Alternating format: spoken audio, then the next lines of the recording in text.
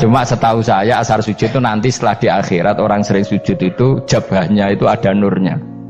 Tapi kalau ada yang nafsirkan asari sujud itu warna tertentu ya semboy itu sensitif. Yang jelas asari sujud itu ya sudah seperti itu. Seneng kamu kok hasut. Kowe nyen provokator, nak ono apa ya? Ada hal yang begitu terus mau berlebihan. Uteke ya khisimun. Nah, kula ora ada kepentingan pokoknya ayat si mahum fi wujuhim min asari sujud, bahwa dalam jabahnya itu ada asari sujud. Itu masyhur kan, saya terangkan ya, tapi kowe aja sensitif loh, biasa wae. Suatu saat Rasulullah itu ngendikan begini, nanti saya kata Nabi akan nyafaati kalian semua. Sahabat-sahabat tanya, ya Rasulullah dengan sekian miliar orang bagaimana kamu mengenali kita? Saya ulang lagi, suatu saat saya nanti akan nyafaati kalian karena saya kenal kalian. Maksudnya di akhirat. Ya napa? Di akhirat. Terus sahabat tanya, ya Rasulullah bagaimana engkau mengenali kita sementara nanti di akhirat bermiliar-miliar orang gitu. Terus Nabi ngendikan gini, jika kamu punya unta dengan tanda tertentu, saya ulang lagi, jika kamu punya unta punya tanda tertentu, dalam jidatnya ada begini, dalam tangannya ada gini, dalam kakinya ada gini, maka apa kamu bisa membedakan untamu dengan unta orang lain? Ya bisa ya Rasulullah, karena unta kita khas. Misalnya kaki depannya ada putihnya, kaki belakangnya ada putihnya, dalam baduknya ada putihnya. Terus kata Nabi, inna ummati yut'auna yaumal qiyamati hurran muhajjalin min asaril wudu. Nanti umatku nanti wajahnya juga bersinar, tangan kakinya juga bersinar. Jadi asar itu saya pastikan secara riwayat itu akhirat, maksudnya tentang akhirat. Tapi bahwa yang di dunia ada yang memulai asar itu ya monggo mawon. Loh itu bagus kan, artinya ekspresi percepatan. Ndak apa-apa loh, daripada kok kowe ra jelas ini gitu. Maksudnya ya orang ngetok ya panjang jarang sujud tenan. Wis ora usah sensitif, tapi yang jelas ya nanti. Ya sampean kiamat ruang samu. Nanti hisab itu nanti kalau hitung hanya sekitar 3 jam. Hisabnya sak dunia itu hanya sekitar, karena malaikat itu tidak kesulitan sama sekali. Tak warai ya. Ini nggak akan salah saya dalam hal ini karena riwayatnya sahihah. Kenapa hisab itu hanya butuh rubu'un nahar, 1/4 dari siang enggak? Anggap saja siang itu 6 jam atau 12 jam itu aja terserah. Kalau 12 separuhnya kan 6 ya. Seperti 1/4-nya berarti 3. Itu gini, jadi nanti di mahsyar itu kan yauma tabyaddu wujuh wa taswaddu wujuh. Yaudah yang kafir itu gelap, hilang, wajahnya, tubuhnya semuanya gelap. Yang mukmin itu semuanya terang. Jadi sudah yang tabyaddu wujuh wa taswaddu wujuh otomatis terus nyingkap. Terus pergerakannya itu delala yang tabyaddu wujuh itu ke kanan, yang taswaddu wujuh ke kiri. Maka kamu jangan punya sinar yang kelap-kelip, nanti kena bego yang karena nggak jelas tadi. Maka kamu harus sinarnya yang sejelas-jelasnya, ghurran muhajjalin min asaril. Bila perlu nur kamu sampai menembus langit saat itu. Makanya ketika orang mukmin sudah nurnya ada di muka, ada di tangan, masih ngendikan Rabbana atmim lana nurona, karena takut masih kena bego tadi. Karena kalau hanya wudhu tok, sikil tok kan, bayangkan di miliaran orang kan bisa agak kelihatan. Tapi kalau nurnya sampai nembus langit kan, itu siapa kok nurnya sampai, kan malaikat langsung tahu. Makanya hafal Quran, alim kan insya Allah nurnya itu. Sama zaman itu masih berdoa, Rabbana atmim lana, sempurnakan nur kami. Karena nanti identifikasi malaikat berdasar tadi, kalau ada nur berarti diletakkan ashabal yamin, kalau gak ada nur ashabal shimal. Nah malaikat yang dibawa bego itu kira-kira detail gak? Dugaan saya kalau kelap-kelip pasti kena simal. Wah ini partai kiri mesti kan. Pemenang yang wudhunya mau dulet sirah tok sidik. Karena anak madzhab Syafi'i. Sebetulnya meskipun tuh sebaiknya kalau basuh sirah itu kabeh ben ora kelap kelip, mana aneh pepesan terus dulat-dulet tok. Iku sebenarnya ya itu kelap-kelip. Ya sudah ya. Setelah itu kata ngendikane pangeran yu'raful mujrimuna bisimahum fayukhadu bin nawasi wal aqdam. Orang-orang pendosa kelihatan maka diletakkan di kiri. Nah sama yang orang-orang baik simahum fi wujuhim min asari sujud. Jadi ayat itu jelas tentang akhirat. Tapi kira usah terus provokasi. Seneng kamu kok ya khisimun, maksudnya provokator gitu. Jadi nanti yang mukmin jelas nurnya. Lah nur ini nanti dengan kadar iman kamu, perilaku kamu. Ada yang kelap-kelip, ada yang... Nah yang kelap-kelip ini orang kena bigo itu tadi. Nanti setelah kena bigo ikut ashabi simal, yang kelap-kelip disortir lagi malaikat yang bagian detail kan ada nanti. Nah ini terus ditubir neraka. Yang kafir bener-bener neraka, yang ini ditubir neraka. Nah itu nanti ini yang ngel-ngelok kanjeng Nabi digoleki ya ini itu. Mana sakit kanjeng Nabi, mana ono kiai soleh darani, nah iso soleh dewe sakit Nabi mereka terus goleki endi umatku sing kelap-kelip terus dicari disyafaati. Ya imma langsung dituruti Allah wa imma diumbasine neraka. Ya terserah rencanamu piye kon aku kowe. Tapi yang jelas apa? Kiamat itu cepat sekali karena tadi ada identifikasi tadi. Makanya hanya cukup 3 jam karena tadi yang jelek kelihatan jelek, yang baik kelihatan baik. Makanya cepat. Ya araful mujrimuna bisimahum, orang pendosa dikenali lewat alamatnya yaitu taswaddu apa? Wujuh. Kalau orang baik dikenali lewat tabyadu wujuh. Nah terus setelah nyingkir, ini ngono tak warai kiamat. Setelah nyingkir itu faduri babenahum bisuril lahu bab. Setelah tersingkir tadi terus lalu ada pintu penghalang, pintu pemisah.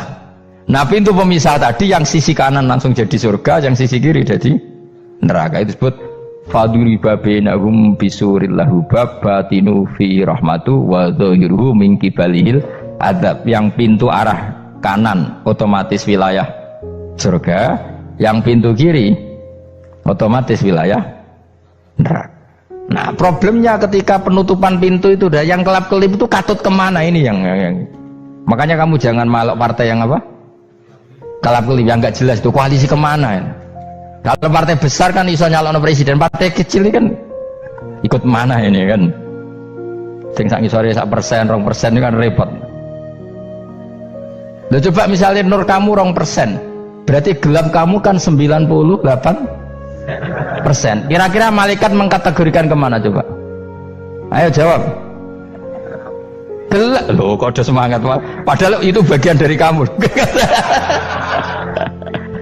Kalau satu tubuh itu sinarnya hanya 2%, kira-kira kategorinya itu partai gelap, partai terang. Waduh semangat kok, waduh. Berarti kegaruk kemana? Kiri. Tapi bisa saja malaikat cara berpikir gini. Tapi kok ada cahayanya ya? Padahal kata Allah, yang bercahaya ashabul yamin. Kan nggak ada bilang cahaya terang. Bisa saja malaikat, alhamdulillah berpikir begitu. Ya nanti kita rayu saja supaya berpikir ini kan. Yang penting ada cahaya. Kan Allah tidak bilang terang apa kelap-kelip. Ya mungkin saja asal ada cahaya dikategorikan lahu nur, punya apa? Nur. Tapi yang jelas saat itu pun yang sudah punya cahaya masih berdoa Rabbana atsmim lana nurona. Ya Allah saya mohon sekali nur-nur kami sempurnakan. Jadi ini saya bantu teman-teman yang hafid-hafid supaya tahu maknanya ya. Dan yang nggak hafid ya dengar ya. Kalau nur itu penting. Makanya Nabi itu kayak apa? Nabi itu orang super. Itu kalau ngendikan wa mat'al min fauqi nuran wa min tahti nuran wa an yamini nuran wa an simali nuran, sampai terakhir Nabi masih mendoa untuk dirinya waj'al li nuran, dan semua tubuh saya jadi nur. Jadi Nabi sudah gitu. Ya Allah jadikan sisi depanku nur, belakang kami nur, kanan nur, kiri nur, terakhir itu apa? Waj'alni nuran, dan doa semoga semua tubuh saya jadi nur. Itu termasuk doa yang sering saya baca. Karena saya takut kelap-kelip tadi, ini bahaya ini kalau malaikat. Saya tidak tahu cara berpikir malaikat tadi. Apa ngitung 98% maka dikategorikan apa? Gelap. Apa dihitung nurnya saja? Wong instruksinya Allah kan yang ada nur ashabul yamin. Meskipun kelap-kelip kan punya nur. Saya tidak tahu nanti ikut 2% ikut mana kalau di partai koalisi itu. Ikut yang menang biasanya, ikut yang apa? Ya paham ya, makanya saya mohon kalau wudhu itu usahakan sempurna, terutama wudhu sholat. Kalau nggak wudhu sholat itu sebaiknya nggak sempurna, supaya ada bedanya wudhu sholat sama wudhu tidak sholat. Rasulullah itu masyhur gitu ya. Rasulullah itu kadang tawaddu'a wudhu'an khafifan, wudhu yang sederhana, yaitu hanya sekali-sekali dan tidak sempurna. Ketika ditanya as-sholat ya Rasulullah, tidak. Misalnya saya habis makan, mau tidur, biasanya ya wudhu, tapi tentu tidak perlu sesempurna kayak wudhu sholat biar ada bedanya. Rasulullah juga gitu, beberapa kali beliau wudu tapi tidak sesempurna wudunya untuk sholat. Masyhur itu di riwayat tawaddu'a wudu'an khafifan duna wudu'ihi lis sholat. Tapi kalau wudu untuk sholat asbaghal wudu, menyempurnakan wudu. Jadi supaya ada bedanya wudu sholat dan wudu tidak sholat. Saya gak wong sore iso ngaji podo kabeh. Abu Bakar ya gitu. Ana wong poso sunat kok nyediakno buka dimarahin. Istrinya pernah nyediakan buka beliau untuk puasa sunat. Itu embernya dipecahi Abu Bakar. Ditanya, kenapa gitu? Apakah kamu akan menyaingi Ramadan? Jadi gak boleh memperlakukan puasa sunat kayak Ramadan. Ya biasa saja kalau puasa sunat kok wah ape buka kolak apa. Ramadannya ya iri tuh, ini gimana kok saya disaingi ini. Jadi kabeh itu ada proporsinya, ada apa? Makanya megang Quran ya wudu, megang wudu. Nah kabeh gitaran terus wudu, pengiran tersinggung. Piye kok menjegal gitar wudu? Jadi gak boleh kebaikan disaingi itu juga gak boleh. Bapak gue sergep wudu sampai nyekel gitar. Ya, untuk Quran tersinggung, wah semen itu gak sembunyi kan. Malaikat panitia kan ya tersinggung. Kabeh itu kan ada proporsinya apa? Ada proporsi. Itu hebatnya Rasulullah. Jadi kalau beliau wudu, bahkan wudu itu wudu li sholat sama tidak sholat itu. Misalnya sholat sunat itu kamu mampu ngadeg boleh nggak duduk? Boleh. Kalau sholat fardu nggak boleh, biar ada bedanya. Fardu itu spesial, nggak boleh, harus berdiri. Kalau sunat pun harus berdiri. Fardu tersinggung, iya sunat kok nyanyi aku kan gitu kayak. Ya makanya sholat fardu wajib berdiri ya. Sholat sunat boleh duduk meskipun mampu loh ya. Nggak boleh sama. Sholat sunat pun harus berdiri. Berarti ada sunat menyaingi fardu. Ya jelas ya, jadi aturan main itu harus jelas, nggak boleh. Makanya Abu Bakar itu nggak mau kalau ada orang puasa sunat kemudian apa? Abdullah bin Mas'ud lebih parah, dia itu tukang nyuepeng orang yang selalu sholat duha. Makanya saya itu duha itu jarang, karena takut kena sweepingnya siapa? Abdullah bin Mas'ud. Itu ada orang khusyuk tiap hari duha, disweping sama dia. Apakah kamu menjadikan sholat ini jadi fardu kok mbok lakoni bedino? Awas nampak lakoni bedino. Daerah akhir duha dilakoni bedino. Perkara ini butuh duit. Itu kalau zaman Abdul Mas'ud kena sweeping apa? Karena berarti menandingi fardu. Yes, ora usah anut ilmu ku bahaya itu di sensitif. Cuma ini kan ilmu tetap tak utarakan. Biar kamu tahu, nggak boleh fardu disaingi itu nggak. Coba kan banyak ketentuannya tadi. Contoh paling gampang itu apa?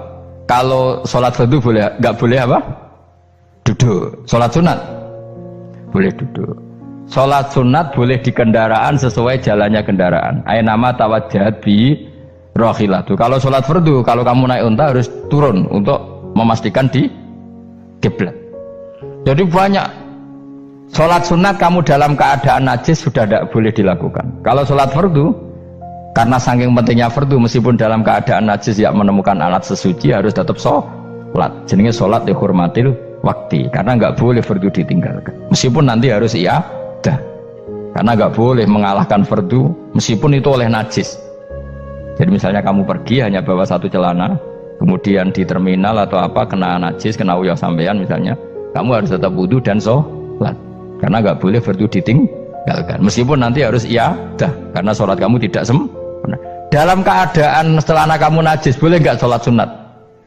Oh nggak boleh, karena kalau fardu itu darurat, memang sesuatu yang harus maka dilakukan. Tapi kalau kamu dalam keadaan nggak suci, nggak boleh melakukan sholat apa? Sunat.